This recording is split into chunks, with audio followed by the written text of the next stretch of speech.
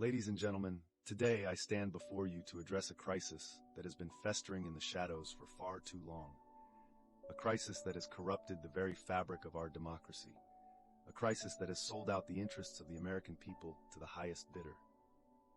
I am, of course, talking about the insidious influence of corporate money in our government. For decades, we've allowed corporations to manipulate our political system, pouring billions of dollars into lobbying and campaign contributions.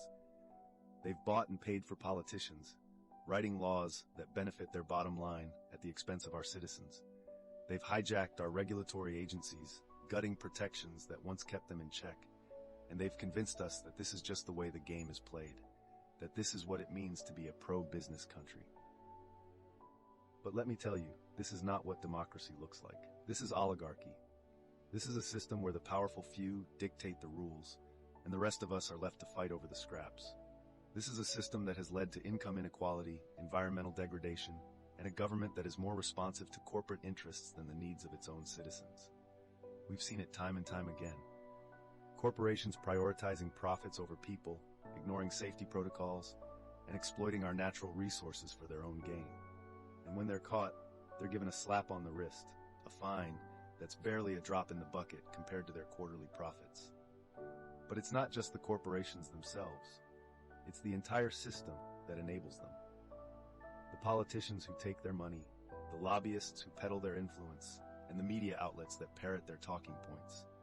They're all complicit in this grand deception, this illusion that our government is still of the people, by the people, and for the people.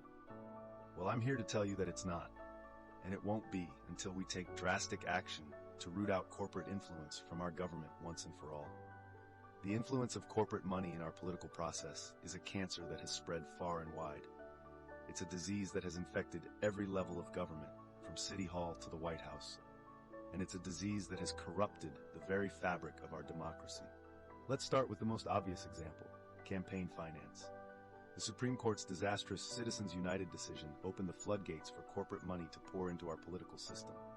Today, super PACs and dark money groups can spend unlimited amounts of money to influence our elections, all while hiding behind a veil of secrecy.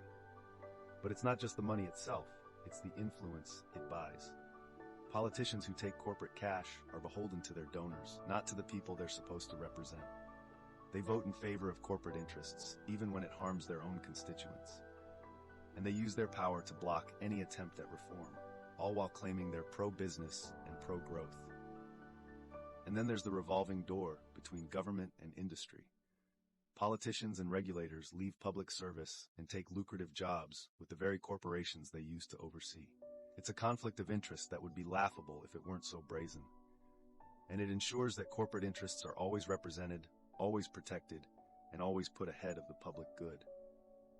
But it's not just individuals, it's the entire system.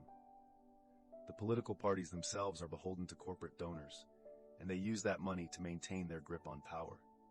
They gerrymander districts to ensure corporate-friendly politicians are re-elected, and they use voter suppression tactics to keep citizens from exercising their right to vote. And let's not forget the media, which is supposed to hold power accountable, but is instead complicit in the corruption. They parrot corporate talking points, ignore stories that might harm their advertisers, and provide a platform for corporate-friendly politicians to spew their propaganda. This is the system we have today. A system where corporate interests are paramount and the people are an afterthought. A system that is fundamentally corrupt and fundamentally broken. The corruption of politics by corporate influence has led to a policy landscape that prioritizes profits over people.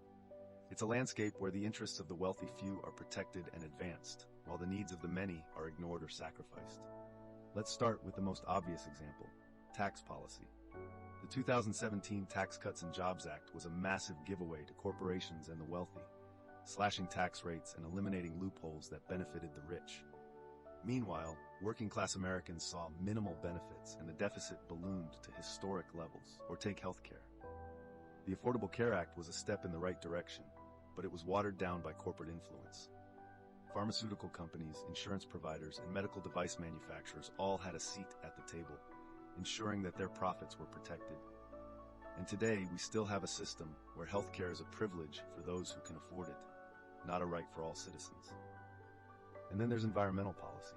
Corporations have long known that their practices are harming the planet, but they've used their influence to block action. They've funded climate denial, lobbied against regulations, and even used their power to silence scientists. And today, we're facing an existential crisis that threatens our very survival.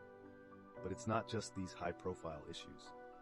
Corporate influence has shaped policy on everything from labor rights to consumer protection, always prioritizing profits over people. They've used their power to weaken unions, suppress wages, and strip away protections that once kept them in check. And let's not forget the judicial system. Corporations have used their influence to pack the courts with judges who prioritize their interests, gutting regulations and overturning laws that once protected citizens.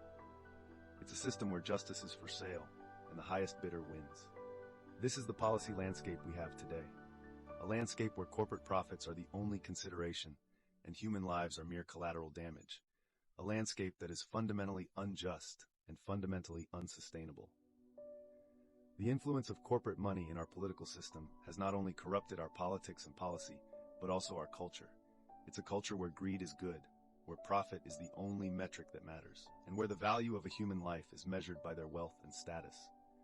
We see it in the way we worship celebrities and billionaires, elevating them to a status of demigods. We see it in the way we prioritize wealth and material possessions over community and relationships. And we see it in the way we've normalized the idea that success is solely about individual achievement, rather than collective well-being. But perhaps most insidiously, we see it in the way we've been convinced that this is the only way to live. That this is what it means to be a successful, prosperous, and happy society. That any attempt to challenge this status quo is an attack on freedom itself. This is the culture of corruption that corporate influence has created. A culture where the pursuit of profit is the only goal that matters, and where the means by which we achieve it are irrelevant. A culture where we've lost sight of what truly matters, our humanity, our relationships, and our planet. But it's not just a culture of corruption, it's also a culture of distraction. A culture where we're kept busy arguing over trivial matters, while the powerful continue to consolidate their power and wealth. A culture where we're fed a constant stream of misinformation and propaganda designed to keep us confused and divided. And it's a culture of fear. A culture where we're told that if we don't conform, if we don't play by the rules, we'll be left behind. That if we don't support the status quo, we'll be responsible for the downfall of society itself. But I say to you, this is a lie. This is a culture that is fundamentally unsustainable and fundamentally unjust, and it's up to us to change it. We've seen the damage that corporate influence has done to our politics, policy, and culture. But I say to you, it's not too late to change course. We can reclaim our democracy and build a society that truly serves the people. First, we must address the root of the problem, money in politics. We need comprehensive campaign finance reform, including some small donor empowerment, public financing, and overturning Citizens United. We must also close the revolving door between government and industry and impose strict conflict of interest rules. Second, we must rebalance our economy. We need policies that promote worker ownership, collective bargaining, and a living wage. We need to invest in public goods and services like healthcare, education, and infrastructure. And we need to ensure that corporations pay their fair share of taxes. Third, we must reclaim our media. We need to promote independent local journalism and break up the corporate media conglomerates that peddle propaganda and misinformation. We need to ensure that public airwaves serve the public interest, not just corporate profits. Fourth, we must rebuild our civic institutions. We need to strengthen our electoral systems, ensure voting rights, and promote civic engagement. We need to restore the integrity of our judiciary and ensure that justice is served, not sold. Fifth, we must reassert our values. We need to recognize that profit is not the only metric that matters. We need to prioritize people, planet, and community, and recognize that our economy and politics should serve these goals. This is a vision for a new America, an America that truly is of the people, by the people, and for the people. It won't be easy, but I say to you, it's necessary. We owe it to ourselves, our children, and our planet to try. Let us rise up and reclaim our democracy. Let us build a society that truly serves the many, not just the few. Let us be the generation that says enough is enough and creates a better future for all. Thank you.